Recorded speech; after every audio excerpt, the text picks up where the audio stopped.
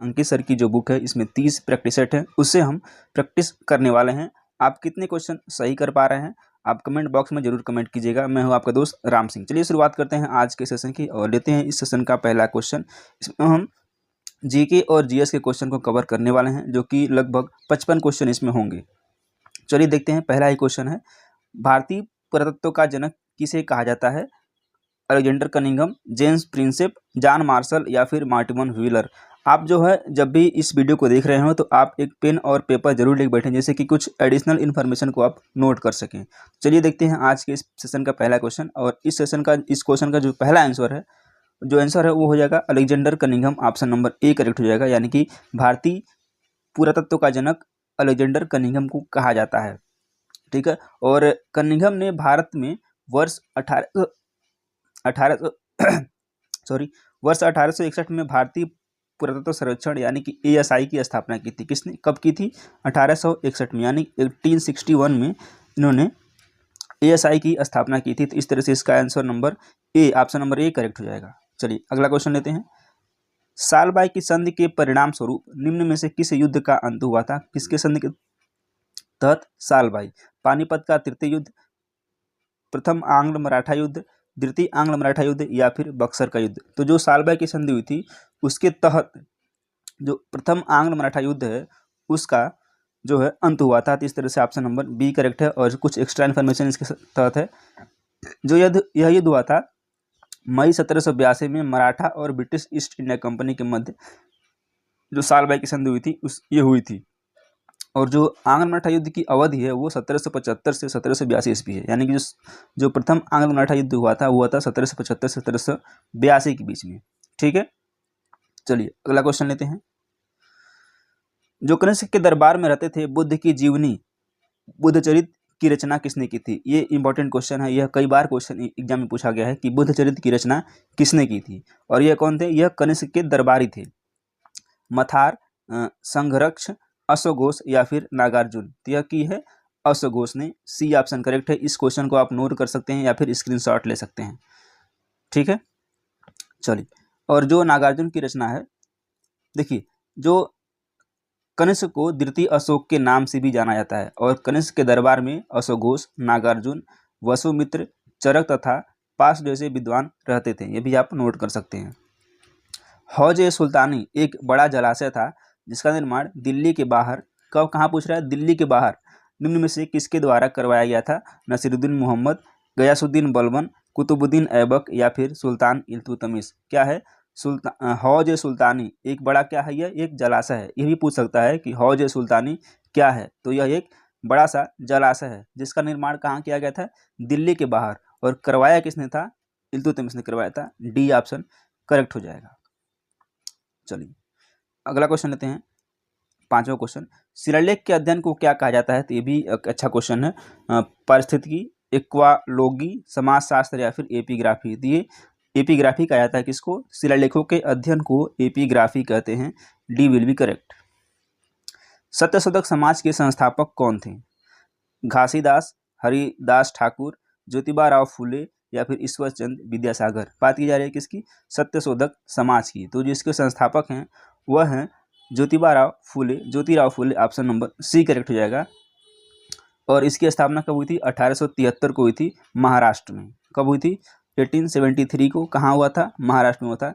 यह भी पूछ सकता है कि सत्यशोधक समाज की स्थापना कब हुई थी? तो 1873 में हुई थी। कहाँ हुई थी? महाराष्ट्र में हुई थी।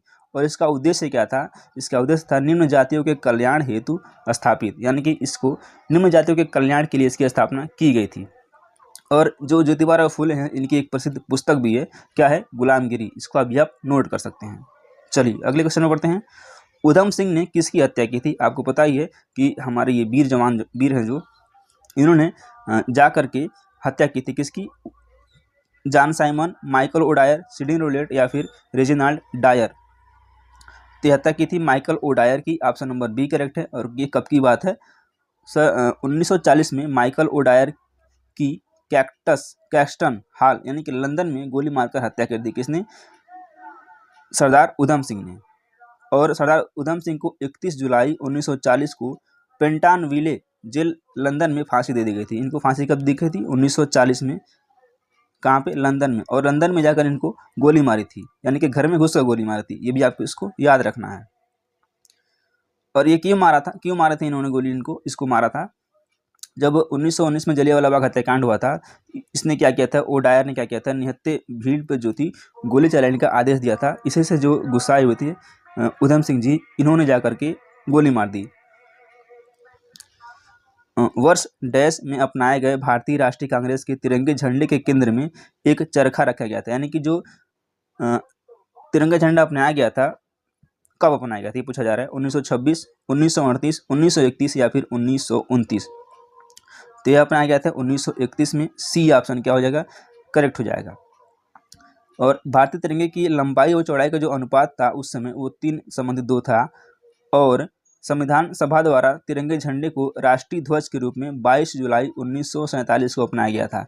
ये भी इंपॉर्टेंट क्वेश्चन है, पूछा जाता है कि भारतीय तिरंगे को संविधान सभा द्वारा कब अपनाया गया था, तो वह 22 जुलाई 1947 को अपनाया गया था। तो इस तरह से इसका जो आंसर है 1931 है। अगले क्वेश्चन पे आते हैं। निम्न में से कौन सा युग्म सुमेलित नहीं है? नहीं है पूछा जा रहा है, ध्यान दीजिएगा। जब भी आप एग्जाम में बैठेंगे तो एग्जाम देते समय आप जो भी क्वेश्चन रहता है नहीं है या है में, आप बहुत सारे ऐसे लोग होते हैं जो कन्फ्यूज हो जाते हैं और 1 से 2 क्वेश्चन सिली मिस्टेक की वजह से वहाँ पे गलत करके आते हैं। तो जब भी ऐसा क्वेश्चन रहे तो आप क्या करना, सबसे पहले अगर नहीं पूछा गया है तो आपको उसको सर्कल कर देना है। देखते हैं इस क्वेश्चन को। फरेजी आंदोलन ये कहाँ हुआ था? ये बंगाल में हुआ था, ये बिल्कुल करेक्ट है। मोपला विद्रोह जो है ये मालाबार में हुआ था, ये भी बिल्कुल करेक्ट है। लेकिन जो कूका आंदोलन है यह असम में नहीं बल्कि पंजाब में हुआ था। ठीक है, ये कब हुआ था? ये पंजाब में हुआ था और यह 1840 से 1872 के बीच में हुआ था। और इसकी जो शुरुआत थी, इसकी शुरुआत भगत जवाहर मल के द्वारा की गई थी तथा बाद में इसका नेतृत्व राम सिंह कूका द्वारा किया गया था। तो इस तरह से इसका ऑप्शन नंबर सी करेक्ट है। पाबना विद्रोह बंगाल में हुआ था, ये भी बिल्कुल करेक्ट है। तो इसका सी ऑप्शन करेक्ट हो जाएगा। असहयोग आंदोलन कब शुरू किया गया था? 1920, 1928, 1931 या फिर 1946 में। तो आपको भली बात पता है, इस क्वेश्चन से आप सभी लोग परिचित हैं और इंपॉर्टेंट क्वेश्चन भी है कि जो असहयोग आंदोलन था वह शुरू कब हुआ था? तो यह हुआ था 1920 में शुरू हुआ था।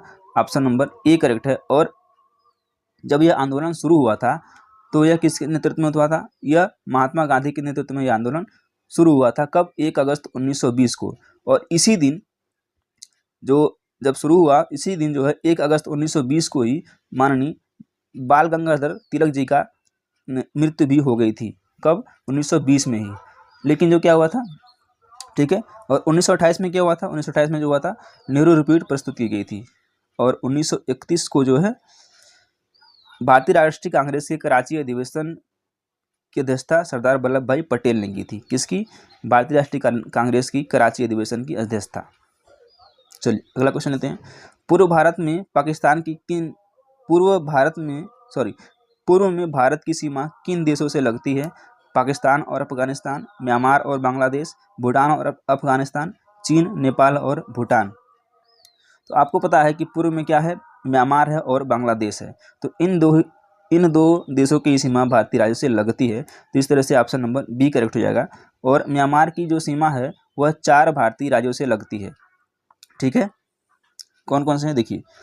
एक है अरुणाचल प्रदेश, नागालैंड, मणिपुर और मिजोरम। कौन कौन सा है? अरुणाचल प्रदेश है, मणिपुर है, मिजोरम है और नागालैंड है। ये 4 राज्यों की सीमाएं जो हैं म्यांमार से लगती हैं। और बांग्लादेश की जो सीमा है उससे 5 भारतीय राज्य की सीमाएं लगती है। कौन कौन सा है? असम है, त्रिपुरा है, मिजोरम है, मेघालय तथा पश्चिम बंगाल है। इससे 5 भारतीय राज्य की सीमाएं लगती है। किससे? बांग्लादेश से। तो इसका ऑप्शन नंबर बी करेक्ट है। अगले क्वेश्चन पे आते हैं। एबनी, महोगनी, कौन कौन सा? एबनी, महोगनी और रोजवुड के पेड़ किस प्रकार के वन का हिस्सा है? उष्णकटिबंधीय पर्णपाती वन, शीतोष्ण वन, उष्णकटिबंधीय सदाबहार वन या फिर अल्पाइन वनस्पति। तो यह जो है उष्णकटिबंधीय सदाबहार वन है। सी विल बी करेक्ट। वायुमंडल की कौन सी परत मनुष्य के लिए उपयुक्त और सर्वाधिक महत्वपूर्ण है? यानी कि जो मनुष्य जीवन है वह जो है सर्वाधिक इसी के मतलब सबसे नीचे वाली परत होती है ये कौन सी है, क्षोभ मंडल है। ए ऑप्शन करेक्ट हो जाएगा। तो देखिए क्षोभ मंडल की जो ऊंचाई है वह 8 किलोमीटर है और विषुवत रेखा पर लगभग 18 किलोमीटर है और इसकी औसत ऊंचाई 13 किलोमीटर मानी जाती है कि 13 किलोमीटर है। इस परत में लगभग सभी मौसम की घटनाएं जैसे बादल, वर्षा, कोहरा और ओलावृष्टि होती है, यानी कि जो मौसम संबंधित घटनाएं हैं वह सभी की सभी इस परत के अंदर यानी कि इस मंडल में होती हैं। इसीलिए यह जो है परत जो है मनुष्य के लिए उपयुक्त और सर्वाधिक महत्वपूर्ण माना जाता है। तो इस तरह से ऑप्शन नंबर ए इसका करेक्ट हो जाएगा। निम्नलिखित में से कौन सी उत्तरी अमेरिका में रेगिस्तान है? मोजावे रेगिस्तान, Great Victoria desert, Patagonia desert या फिर अटाकामा रेगिस्तान? यह जो है मोजावे रेगिस्तान है। ए ऑप्शन करेक्ट हो जाएगा और यह जो है उत्तरी अमेरिका में क्या है स्थित है। ठीक है, देख लेते हैं कुछ मरुस्थल और किस देश में स्थित है। अटाकामा मरुस्थल कहाँ पे है? यह चिली में है। ग्रेट विक्टोरिया यह जो है ऑस्ट्रेलिया में है। पेंटागोनिया जो मरुस्थल है यह जो है अर्जेंटीना और चिली में है। गोबी जो मरुस्थल है यह चीन और मंगोलिया में है। कालाहारी जो मरुस्थल है यह नामीबिया और बोत्सवाना यानी कि दक्षिण अफ्रीका में स्थित है। नामीबिया, बोत्सवाना और दक्षिण अफ्रीका में स्थित है कौन सा? कालाहारी मरुस्थल। तो आप इसको नोट कर सकते हैं जो कि इम्पोर्टेंट है। यूरोप की सबसे लंबी नदी कौन सी है? डेन्यूब, यूराल, वोल्गा या फिर राइन? जो यूरोप की सबसे लंबी नदी है वह वोल्गा है। सी विल बी करेक्ट। रूस के 20 सबसे बड़े शहरों में से 11 शहर वोल्गा नदी के बेसिन में स्थित हैं, यानी कि इससे आप अंदाजा लगा सकते हैं कि जो रूस है, रूस के 20 सबसे बड़े शहर में से जो 11 शहर हैं वो वोल्गा नदी के बेसिन में स्थित हैं और इसकी लंबाई जो कितनी है? लगभग 3531 किलोमीटर है। कितना? 3531 किलोमीटर क्या है इसकी लंबाई है, किसकी? वोल्गा नदी की। चलिए बढ़ते हैं अगले क्वेश्चन पे। दोस्तों उम्मीद है कि आपको यह सेशन पसंद आया होगा और आप इसको एंजॉय करेंगे। यदि आप चैनल पे पहली बार विजिट कर रहे हैं चैनल को सब्सक्राइब कर लें और यदि आप जो है पहले से सब्सक्राइब किए हुए हैं तो आपको बहुत बहुत धन्यवाद और वीडियो को लाइक जरूर करें। चलिए बढ़ते हैं अगले क्वेश्चन की तरफ और अगला क्वेश्चन लेते हैं। भारतीय प्रेस अधिनियम जो सरकार को भारत में प्रेस को नियंत्रित करने के लिए व्यापक अधिकार प्रदान करता था किस वर्ष पारित किया गया? 1911, 1910, 1912 या फिर 1913? यह जो है 1910 में पारित किया गया था। सी विल बी करेक्ट। और इस अधिनियम द्वारा सरकार को अपमानजनक समाचार पत्रों को समाप्त करने का अधिकार दिया गया था। किसके द्वारा? जो है भारतीय प्रेस अधिनियम। अगला क्वेश्चन लेते हैं। किस अधिनियम के द्वारा सर्वप्रथम देश में द्विसदनीय व्यवस्था का प्रारंभ हुआ था? भारतीय परिषद अधिनियम 1892, भारतीय परिषद अधिनियम 1909, भारत सरकार अधिनियम 1919 या फिर भारत सरकार अधिनियम 1935? यह जो है भारत सरकार अधिनियम 1919 के द्वारा जो है देश में द्विसदनीय व्यवस्था का प्रारंभ हुआ था। इस तरह से इसका जो है सी ऑप्शन करेक्ट हो जाएगा। आइए देख लेते हैं इससे संबंधित कुछ महत्वपूर्ण फैक्ट। जिसका अन्य नाम है यह है मॉन्टेस्क्यू चेम्सफोर्ड सुधार। जो इसका भारत सरकार अधिनियम 1919 है इसी को मॉन्टेस्क्यू चेम्सफोर्ड सुधार भी कहते हैं और पहली बार देश में द्विसदनीय व्यवस्था जो है इसी के तहत आरंभ की गई थी और प्रांतीय विषयों में 2 भागों में इसको क्या किया जाता है? विभाजित किया गया था, आरक्षित और हस्तांतरित। ठीक है, चलिए अगले क्वेश्चन पे आते हैं। अगला क्वेश्चन लेते हैं। भारतीय संविधान का निम्नलिखित में से कौन सा अनुच्छेद ग्राम पंचायतों के संगठन से संबंधित है? अनुच्छेद 37, अनुच्छेद 38, अनुच्छेद 39 या फिर अनुच्छेद 40? इसका जो करेक्ट आंसर हो जाएगा वो हो जाएगा अनुच्छेद 40। डी ऑप्शन करेक्ट है। लेकिन अनुच्छेद 38 और अनुच्छेद 40 में क्या है इसको भी आप देखिए। अनुच्छेद 38 में क्या है? राज्य के द्वारा लोक कल्याण की अभिवृद्धि के लिए सामाजिक व्यवस्था बनाना। इसके तहत क्या है? राज्य के द्वारा लोक कल्याण की अभिवृद्धि के लिए सामाजिक व्यवस्था बनाना क्या है? अनुच्छेद 38 में दिया गया है। और अनुच्छेद 40 में राज्य के द्वारा ग्राम पंचायतों को स्थानीय स्वशासन की इकाइयों के रूप में संगठित करना, ये किस में है? अनुच्छेद 40 में है। आपसे पूछा गया है कि अनुच्छेद 40 में क्या है? क्या है ये? डी ऑप्शन करेक्ट है। राज्यसभा में किस राज्य के सदस्यों की संख्या सर्वाधिक है? पंजाब, हरियाणा, उत्तर प्रदेश या फिर बिहार? तो यह क्या है, उत्तर प्रदेश में है। ऑप्शन नंबर सी करेक्ट है। कितनी सीटें हैं? 31 यानी कि 31 सीटें हैं। ठीक है, उत्तर प्रदेश में राज्यसभा की सबसे अधिक सीटें हैं। भारत का उपराष्ट्रपति राज्यसभा का पदेन सभापति होता है और राज्यसभा एक अस्थायी क्या है, सदन है। राज्यसभा क्या है, एक अस्थायी सदन है। इसको भी आपको ध्यान रखना है। संविधान में पहला संशोधन किस वर्ष किया गया था? 1960, 1951, 1953 या फिर 1947? तो पहला जो संविधान संशोधन था वो 1951 में किया गया था और यह क्या था, भूमि विधियों को संवैधानिक संरक्षण प्रदान करने की उद्देश्य से इस संशोधन के द्वारा संविधान के अंतर्गत 9वीं अनुसूची को जोड़ा गया था। किसमें? ऑप्शन नंबर बी यानी कि 1951 में पहला संशोधन और इसके तहत अनुसूची 9 जोड़ी गई थी। ये भी आपको ध्यान रखना है। निम्नलिखित में से कौन सा भारत में सूक्ष्मावत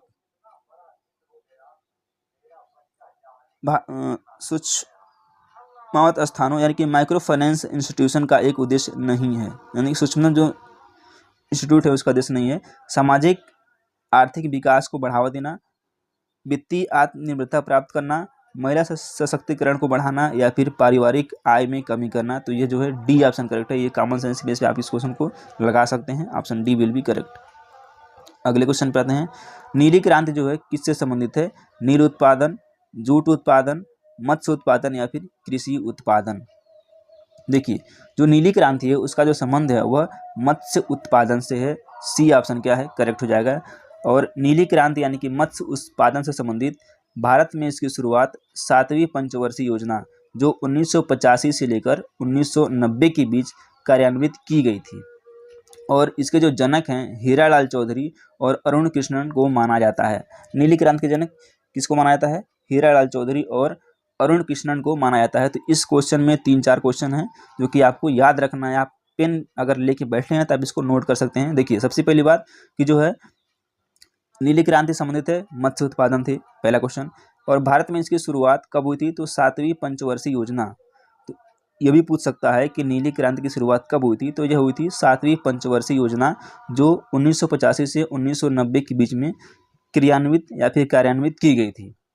दूसरा तीसरा क्वेश्चन, और इसके जो जनक है मोस्ट इंपॉर्टेंट, जो नीली क्रांति के जनक हैं वो हीरालाल चौधरी और अरुण कृष्णन को माना जाता है। यानी कि पूछ ले कभी भी कि नीली क्रांति के जनक कौन हैं, तो हीरालाल चौधरी और अरुण कृष्णन को, ये हैं कौन कौन? हीरालाल चौधरी और अरुण कृष्णन।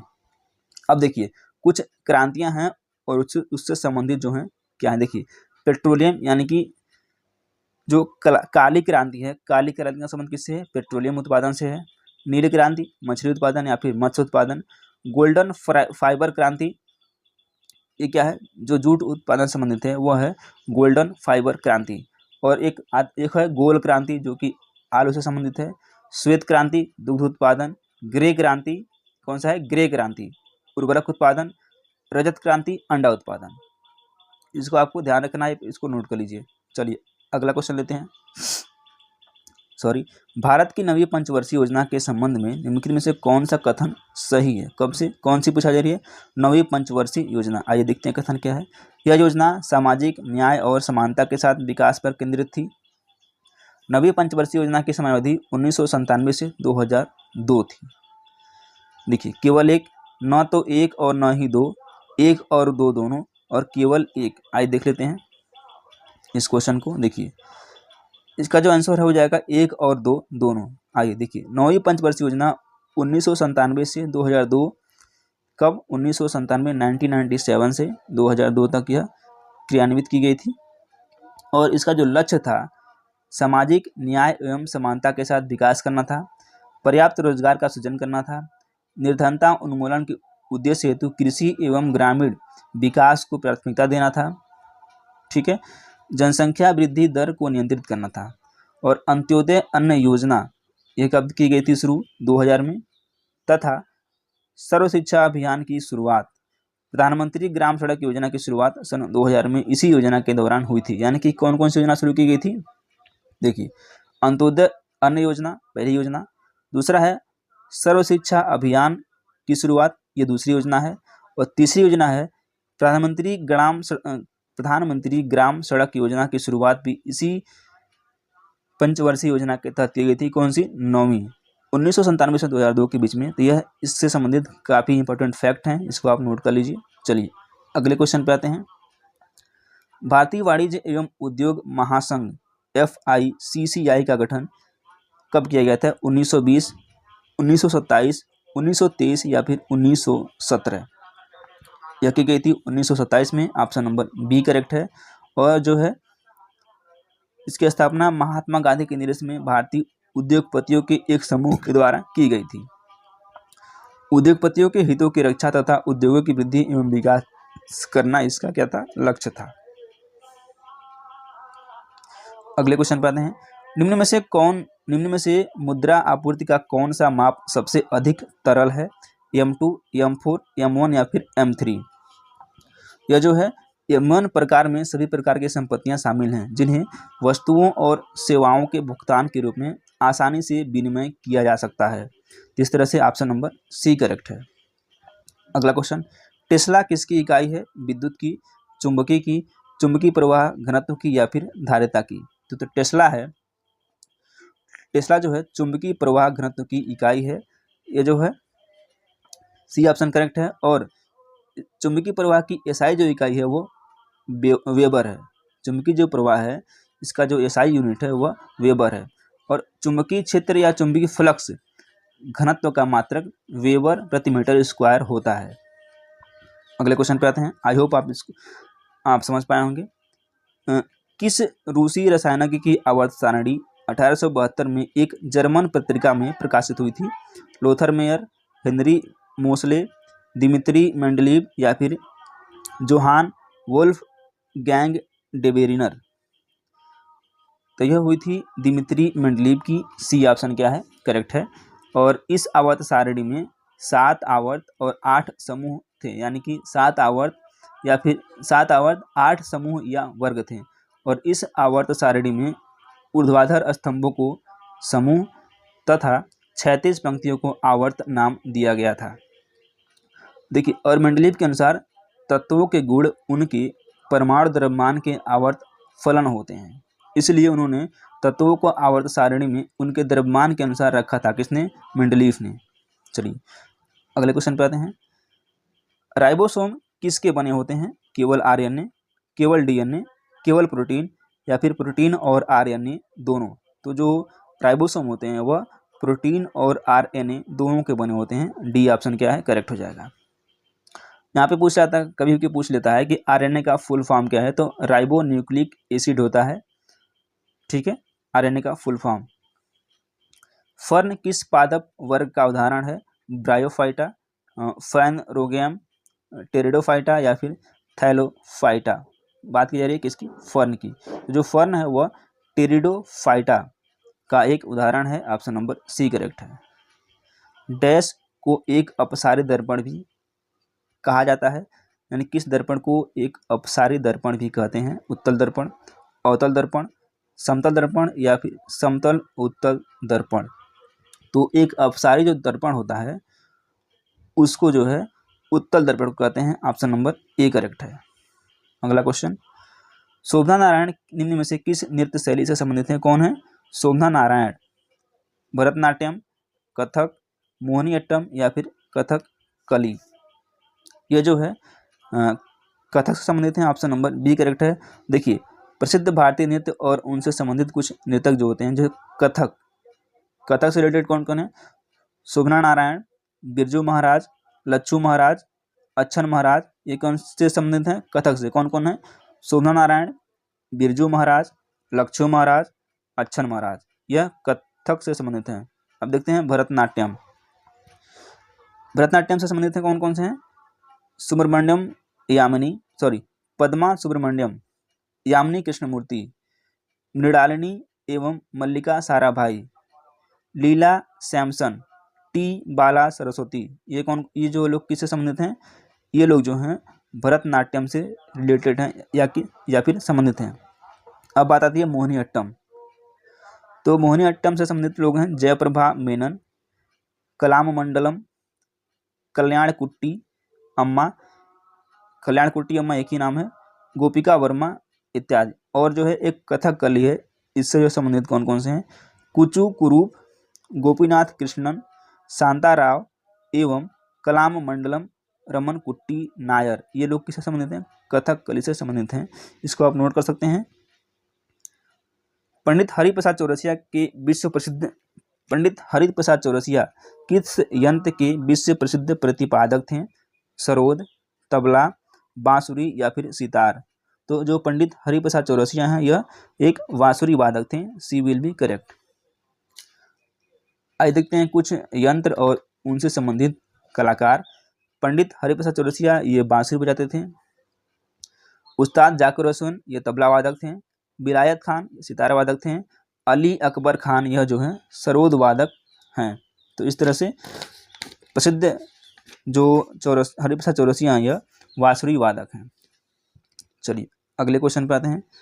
सरहुल त्योहार किस राज्य में मनाया जाता है? इंपॉर्टेंट क्वेश्चन ये भी है। छत्तीसगढ़, गुजरात, झारखंड या फिर असम। यह मनाया जाता है छत्तीसगढ़ में। सी ऑप्शन झारखंड में। सी ऑप्शन करेक्ट है। आइए देखते हैं कुछ त्योहार और उससे संबंधित राज्य।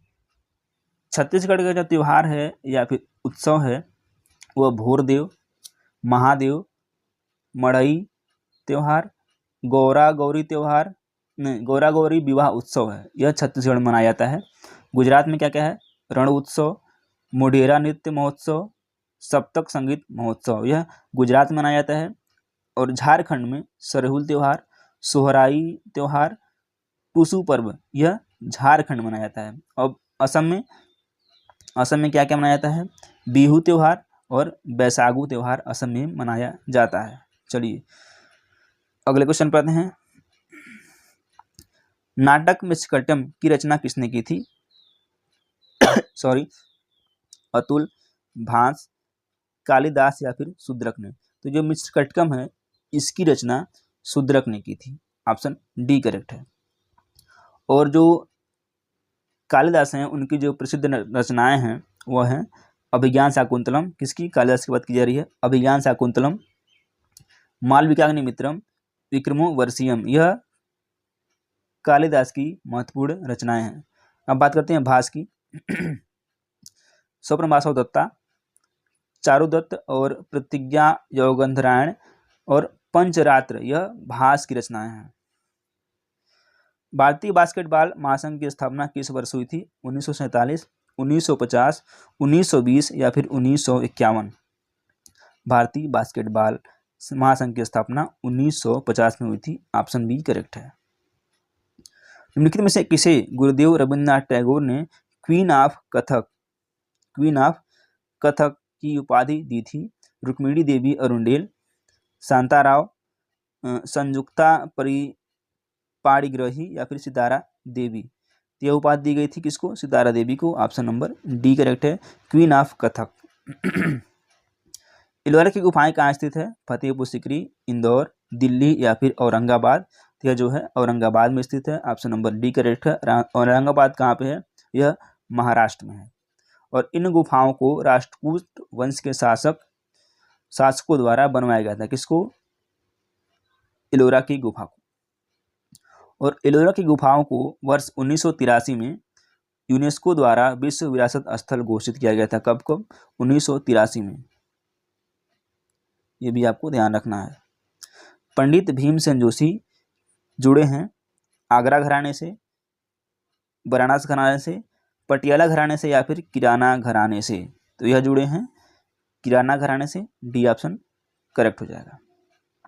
और पंडित भीमसेन जोशी को वर्ष 2009 में भारत सरकार द्वारा भारत रत्न से सम्मानित किया गया था। कब? 2009 में।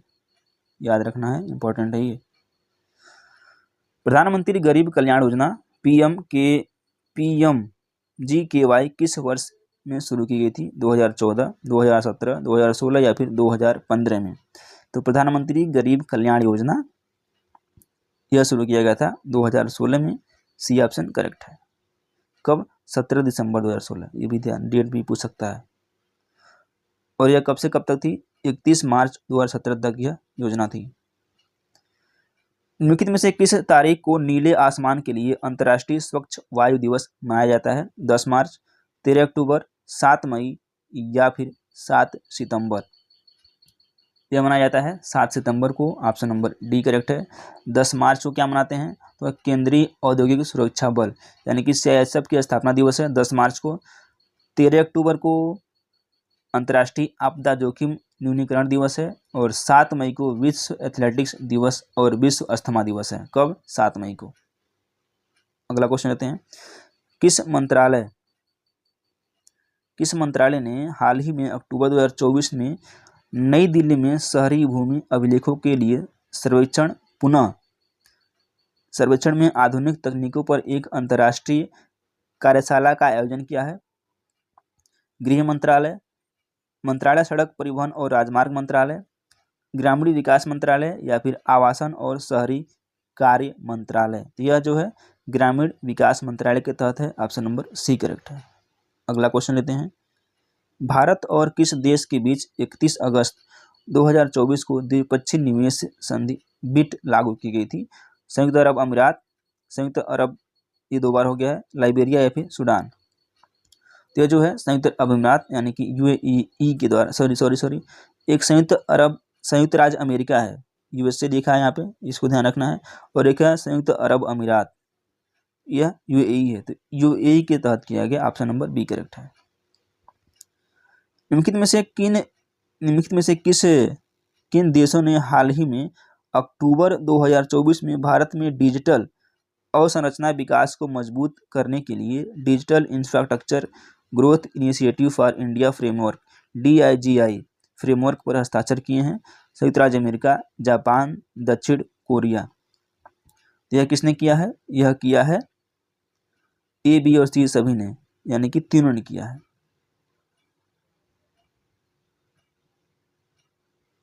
A, B और C, यानी कि ऑप्शन नंबर डी करेक्ट हो जाएगा इसका। अगला क्वेश्चन लेते हैं, अक्टूबर 2024 में निम्नलिखित में से किसे राष्ट्रीय महिला आयोग का 9वां अध्यक्ष नियुक्त किया गया है, जो तुरंत प्रभाव से कार्यभार संभालेंगे? प्रवीणा राय, अर्चना मजूमदार, अमृतलाल मीणा, या फिर विजया किशोर रहाटकर। यह है Vijaya Kishore Rahatkar, option number D correct है। अगले क्वेश्चन पे आते हैं, world talent ranking WTR 2024 report के अनुसार लगातार 11वें वर्ष दुनिया का सबसे प्रतिस्पर्धी देश कौन बना है? अमेरिका, जर्मनी, स्विट्जरलैंड, या फिर जापान। यह बना है Switzerland, C will be correct. किस कंपनी ने हाल ही में अक्टूबर 2024 में नई दिल्ली में अपना नया लोगो जारी किया और 7 ग्राहक केंद्रित सेवाएं लॉन्च की? वोडाफोन लिमिटेड, भारतीय एयरटेल, महानगर टेलीफोन निगम लिमिटेड, या फिर भारत संचार निगम लिमिटेड। यह जो है भारत संचार निगम लिमिटेड द्वारा किया गया, डी ऑप्शन करेक्ट है। अक्टूबर 2024 को ICICI बैंक ने किस डिजिटल प्लेटफॉर्म के साथ साझेदारी की है ताकि अपने पूर्व अनुमोदित ग्राहकों को UPI पर तत्काल क्रेडिट दिया जा सके? तो यह जो है फोन पे के साथ किया है, ऑप्शन नंबर बी करेक्ट है। अक्टूबर 2024 में मैक्सिको में आयोजित मैक्सिको सिटी ग्रांड प्री 2024 आधिकारिक रूप से formula 1 Gran Premio de la Ciudad de Mexico 2024 का विजेता कौन था? Carlos Sainz, George Russell, Lewis Hamilton, या फिर लैंडो नॉरिस। यह था Lando Norris, D option correct है। अगला क्वेश्चन लेते हैं, अक्टूबर 2024 में भारतीय तटरक्षक बल ICG ने गोवा शिपयार्ड लिमिटेड GSL द्वारा निर्मित 2 नवीन तेज गश्ती पोतों का जलावरण किया है। इनमें से एक का नाम अदम है, दूसरे पोत का क्या नाम है? ये बताना, दूसरे पोत का नाम बताना है। दूसरे पोत का जो नाम है मुल्की, अरिघाट, त्रिपुट, या फिर अक्षर। यह जो है अक्षर है, डी ऑप्शन क्या है करेक्ट हो जाएगा। अगला क्वेश्चन लेते हैं, भारत में राष्ट्रीय एकता दिवस प्रत्येक वर्ष किस दिन मनाया जाता है? 9 सितंबर, 19 अक्टूबर, 14 सितंबर, या फिर 31 अक्टूबर। यह मनाया जाता है 31 अक्टूबर को, ऑप्शन नंबर डी करेक्ट है। और इस बार जो है इसकी थीम क्या है? रायगढ़ किला था इसका थीम। दोस्तों एक क्वेश्चन गड़बड़ हो गया है, आइए देख लेते हैं क्या है। वह जो क्वेश्चन है 48 नंबर क्वेश्चन, देखिए इसमें कार्लोस साइंस है ना कि लैंडो नॉरिस। ऑप्शन नंबर सही करेक्ट है, माफ़ी चाहते हैं। दोस्तों ये रहे हैं 50 जीके जैसे क्वेश्चन जो कि आपके पेट एग्जाम के लिए काफ़ी महत्वपूर्ण हैं। इसके साथ साथ यदि आप किसी और भी एग्जाम की तैयारी कर रहे हैं तो हमारे चैनल को सब्सक्राइब जरूर करें और वीडियो पसंद आए तो वीडियो को लाइक करें। मिलते हैं कल अगली वीडियो में, तब तक के लिए नमस्कार, जय हिंद। तो पहला क्वेश्चन, प्राचीन काल में कमकार शब्द का संबंध था किससे था? कर संग्रह अधिकारी, भूमिहीन खेतिहर मजदूर, कारीगर या फिर सुनार? तो इस समय जो था यह भूमिहीन खेतिहर मजदूरों से संबंधित था कमकार। ऑप्शन नंबर बी करेक्ट है और यह एक तमिल शब्द है। और जो कमकार थे इनको जो है मजदूरी की यानी कि खेतों में कार्य करने के बदले में या तो नगद या फिर किसी वस्तु के रूप में इनको भुगतान किया जाता था। तो इस तरह से बी ऑप्शन करेक्ट है। अगले क्वेश्चन पे आते हैं। सिकंदर ने भारतवर्ष पर आक्रमण किया था, कब किया था? 400 ईसा पूर्व, 126 ईसा पूर्व, 326 ईसा पूर्व या फिर 550 ईसा पूर्व? तो सिकंदर ने भारत पर आक्रमण 326 ईसा पूर्व में किया था। सी ऑप्शन क्या है करेक्ट है। और सिकंदर के पिता का नाम फिलिप द्वितीय था। क्या था? फिलिप द्वितीय था। और सिकंदर के गुरु अरस्तु थे। सिकंदर के भारत पर आक्रमण के समय मगध साम्राज्य यानी कि उत्तर भारत पर नंद वंश का शासन था। और सिकंदर की मृत्यु 323 कब हुई थी? 323 ईसा पूर्व में बेबीलोन नामक स्थान पर हो गई थी। तो कभी पूछे सिकंदर की मृत्यु कहाँ हुई थी, तो बेबीलोन नामक स्थान पर हुई थी। कब हुई थी? 323 ईसा पूर्व में। तो इस तरह से इसका ऑप्शन नंबर सी करेक्ट है। बढ़ते हैं अगले क्वेश्चन की तरफ। निम्नलिखित में से किस गुप्त शासक ने पश्चिमी क्षेत्रों में शकों को पराजित करके विक्रमादित्य की उपाधि धारण की थी? कुमारगुप्त प्रथम, समुद्रगुप्त, चंद्रगुप्त द्वितीय या फिर चंद्रगुप्त प्रथम? ये कौन थे? ये थे चंद्रगुप्त द्वितीय। सी ऑप्शन क्या हो जाएगा? करेक्ट हो जाएगा। देखिए चंद्रगुप्त द्वितीय की उपाधियाँ कई सारी उपाधियाँ हैं, जिसमें से क्या है विक्रमांक, परम भागवत, ये उनकी उपाधियाँ हैं। और कुमारगुप्त प्रथम है, इनकी भी कई उपाधियाँ हैं। कौन कौन सी हैं? महेंद्रादित्य, श्री महेंद्र, ये इनकी उपाधियाँ हैं। ठीक है, चलिए अगले क्वेश्चन पे आते हैं। कृष्णदेव राय जिन्होंने 1509 से 1529 तक विजयनगर पर शासन किया, किस राजवंश से संबंधित हैं? तुलु राजवंश, अराविडु राजवंश, सालू राजवंश या फिर संगम राजवंश? यह संबंधित है तुलु राजवंश से। ऑप्शन नंबर ए करेक्ट हो जाएगा। और विजयनगर साम्राज्य की स्थापना हरिहर और बुक्का नामक भाइयों ने की थी। कब की थी? 1336 ईस्वी में। किसकी? विजयनगर साम्राज्य की स्थापना 1336 ईस्वी में किसने किया था? हरिहर और बुक्का नामक दो भाइयों ने किया था। तथा तुलु वंश की स्थापना यानी कि जब ये जो तुलु वंश है इसकी स्थापना वीर नरसिंह ने की थी। और कृष्णदेव राय का संबंध इसी तुलु वंश से था। यह मुगल सम्राट बाबर के समकालीन थे। कभी भी पूछ ले कि कृष्णदेव राय किसके समकालीन थे, तो यह मुगल सम्राट बाबर के समकालीन थे। ठीक है, इस तरह से इसका ऑप्शन नंबर ए करेक्ट है।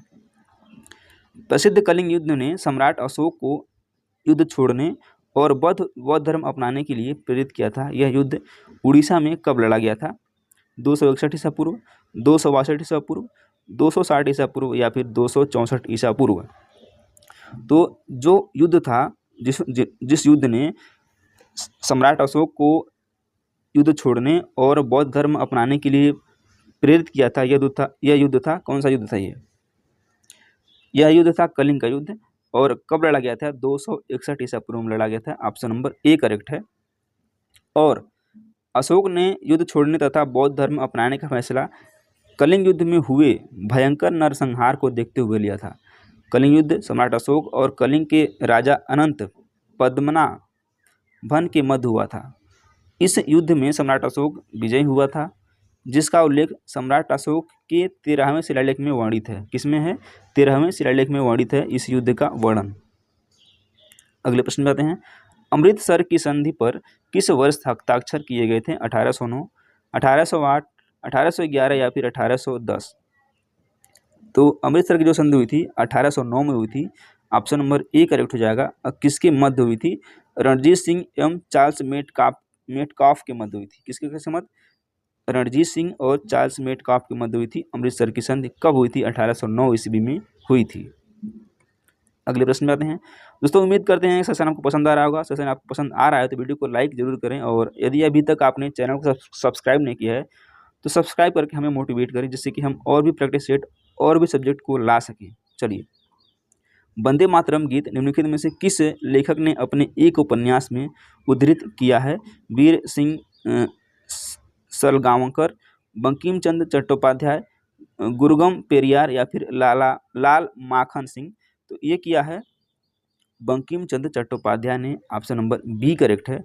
और जो इनका एक उपन्यास है आनंद मठ, बांग्ला भाषा में रचित है, और इसी उपन्यास की पृष्ठभूमि सन्यासी विद्रोह पर आधारित है। यानी कि जो आनंद मठ उपन्यास है किसका? बंकिम चंद्र चट्टोपाध्याय का। जो इसकी पृष्ठभूमि है वह सन्यासी विद्रोह पर आधारित है। इस तरह से इसका ऑप्शन नंबर बी करेक्ट हो जाएगा। कभी भी आपसे पूछ ले कि जो सन्यासी विद्रोह है वह उसकी पृष्ठभूमि किस उपन्यास पे है, तो वह है आनंद मठ। खान अब्दुल गफ्फार खान उनमें से किस क्षेत्र में पश्तून पठान नेता थे? आज देख लेते हैं। संयुक्त प्रांत, उत्तर पश्चिमी सीमांत प्रांत, कुर्ग प्रांत या फिर मध्य प्रांत। तो ये जो थे ये थे उत्तर पश्चिमी सीमांत प्रांत। ऑप्शन नंबर बी करेक्ट हो जाएगा। अगले क्वेश्चन पे आते हैं। वेल्लोर में सिपाही विद्रोह किस वर्ष हुआ था? वेल्लोर में 1806 ईस्वी, 1856 ईस्वी, 1795 ईस्वी या फिर 1824 ईस्वी। तो यह जो हुआ था यह हुआ था 1806 ईस्वी में। ऑप्शन नंबर ए करेक्ट हो जाएगा। और वेल्लोर भी जो विद्रोह है इसको वेल्लोर या वेल्लोर क्रांति के नाम से भी जाना जाता है। यह ईस्ट इंडिया कंपनी के खिलाफ भारतीय सिपाहियों द्वारा, किसके द्वारा? भारतीय सिपाहियों द्वारा बड़े स्तर पर तथा हिंसक विद्रोह का पहला उदाहरण था, जो वर्ष 1857 के भारतीय विद्रोह से आधी सदी पहले हुआ था। ठीक है, चलिए अगले प्रश्न में आते हैं। अखिल भारतीय किसान सभा के पहले अध्यक्ष कौन थे? कौन सी सभा है? अखिल भारतीय किसान सभा। इसके पूछा जा रहा है कि इसके पहले अध्यक्ष कौन थे? पीसी जोशी, जयप्रकाश नारायण, आचार्य नरेंद्र देव या फिर स्वामी सहजानंद सरस्वती। तो ये थे Swami Sahajanand Saraswati. Option number D will be correct. चलिए अगले क्वेश्चन पे आते हैं। भारत के किस राज्य में झूम खेती को पामलू के नाम से जाना जाता है? किसको? झूम खेती को पामलू के नाम से जाना जाता है। उड़ीसा, आंध्र प्रदेश, मध्य प्रदेश या फिर मणिपुर। तो यह जो है मणिपुर में जो झूम खेती है उसको पामलू के नाम से जाना जाता है। इस तरह से डी विल बी करेक्ट। इसको कुछ व्याख्या देखते हैं और देखते हैं कि किस जगह की खेती को झूमिंग कृषि या किस नाम से जाना जाता है। चलिए देख लेते हैं। देखिए, उत्तर पूर्व राज्य में झूम या झूमिंग कृषि कहते हैं। मध्य प्रदेश व छत्तीसगढ़ में देप्पा, डहिया या बेवर कहते हैं। राजस्थान में वात्रा या वालतेर कहते हैं। आंध्र प्रदेश में पोंडू या पेंडा कहते हैं। मेघालय में बोगमा कहते हैं। और मणिपुर में क्या कहते हैं? पामलू कहते हैं। ठीक है। और झूम कृषि को स्लैश एंड बर्न कृषि भी कहा जाता है। यह एक आदिम कृषि पद्धति है। चलिए अगला क्वेश्चन लेते हैं।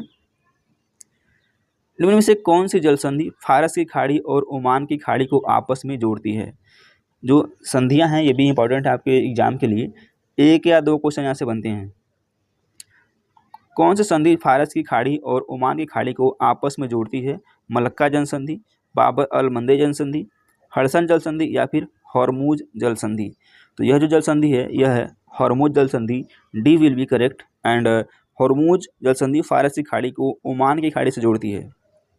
यह जल संधि ईरान और ओमान के मध्य में स्थित है। यह भी आपसे पूछ सकता है कि जो हॉर्मुज जल संधि है वह किसके किसके मध्य है? तो ईरान और ओमान के मध्य में है। कौन सी? हॉर्मुज जल संधि। इस तरह से भी option will be correct. Now move to the next question. Mormugao बंदरगाह किस राज्य में स्थित है? या फिर इसको मारमागुआ भी कहते हैं। यह किस राज्य में स्थित है? आइए देख लेते हैं। महाराष्ट्र, गोवा, पश्चिम बंगाल या फिर तमिलनाडु। तो जो मारमागुआ बंदरगाह है यह गोवा में स्थित है। ऑप्शन नंबर बी करेक्ट है। कुछ बंदरगाह देख लेते हैं इंपॉर्टेंट, और वो किस राज्य में है। देखिए, पहला है मुंबई बंदरगाह, यह महाराष्ट्र में है। नहावा सेवा बंदरगाह यह भी महाराष्ट्र में है। कांडला बंदरगाह गुजरात में है। और कोचीन बंदरगाह केरल में है। ठीक है। निम्नलिखित में से किस राज्य में कॉफ़ी एक प्रमुख बगान फसल है? हरियाणा, कर्नाटक, मध्य प्रदेश या फिर असम? तो इस क्वेश्चन से आप वाकिफ होंगे। Karnataka option number B correct हो जाएगा।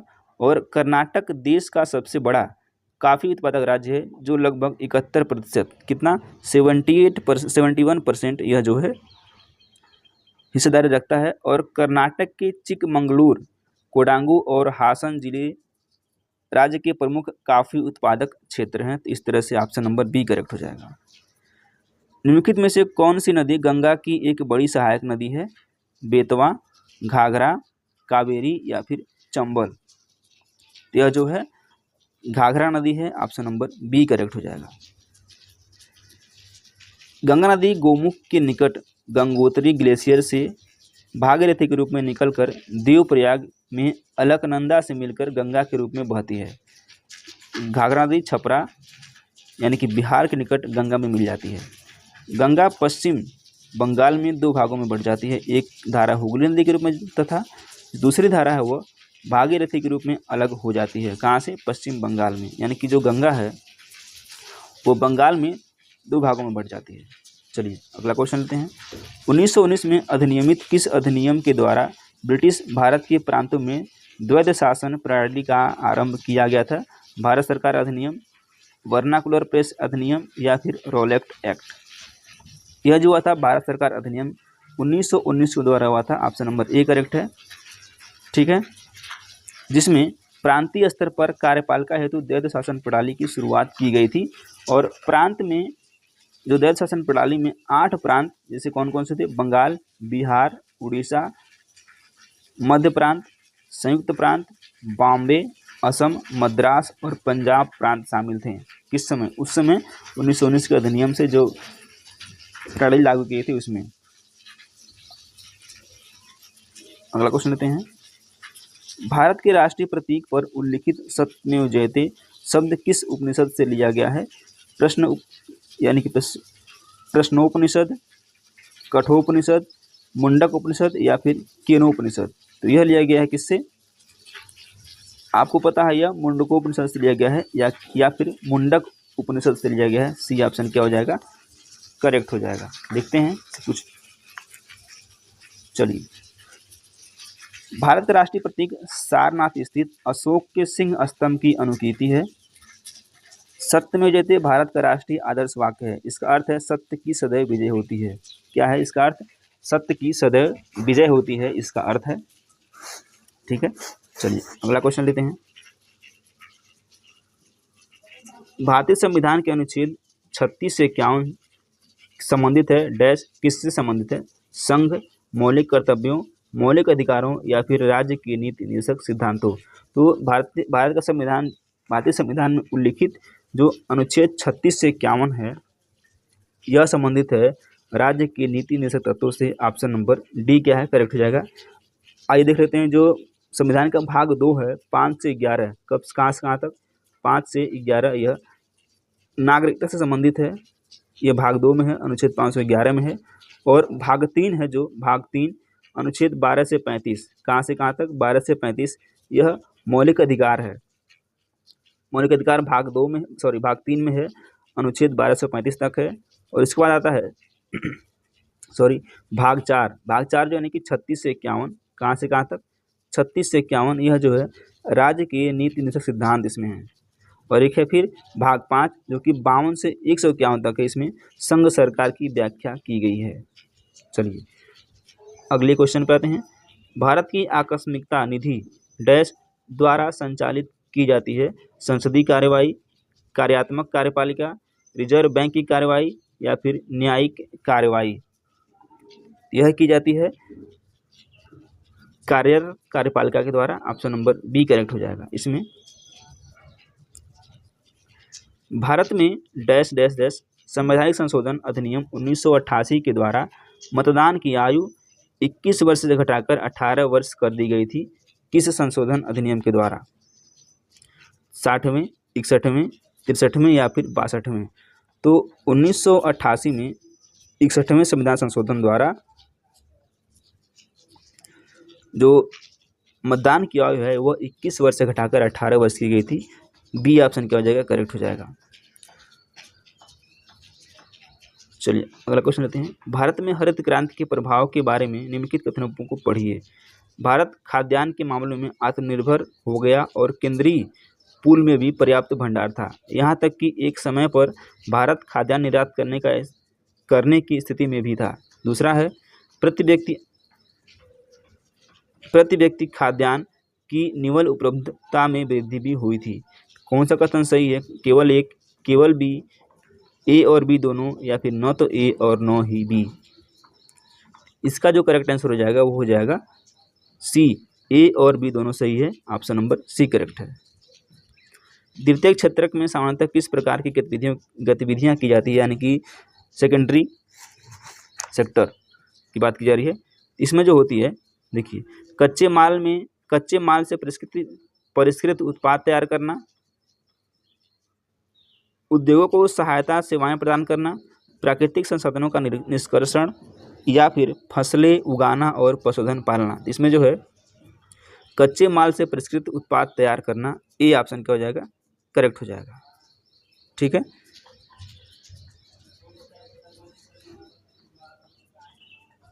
निम्नलिखित में से किस वर्ष में नाबार्ड ने माई आरडीए की को एक्शन रिसर्च प्रोडक्ट के रूप के लिए मंजूरी दी थी? 1985, 1981, 1987 या फिर 1983? तो यह दिया था 1987 में। सी ऑप्शन क्या है? करेक्ट हो जाएगा। उत्पादों पर लेख लागत के संबंध में एमआरपी का पूरा नाम क्या है? न्यूनतम खुदरा मूल्य, अधिकतम खुदरा मूल्य, न्यूनतम रेंज मूल्य, या फिर अधिकतम रेंज मूल्य? इसका जो फुल फॉर्म हो जाएगा अधिकतम खुदरा मूल्य, मैक्सिमम रिटेल प्राइस होता है। ऑप्शन नंबर बी करेक्ट हो जाएगा। सरकारी एजेंसी एनडीसी का पूर्ण रूप क्या है? एनडीसी का फुल फॉर्म पूछ रहा है। National defence council, national development council, national district council, या फिर नेशनल डेवलपमेंट सेंटर? इसका जो है national development council, option number B correct हो जाएगा। अगला क्वेश्चन लेते हैं। निम्नलिखित में से किस वर्ग में कछुओं का परिवार शामिल है?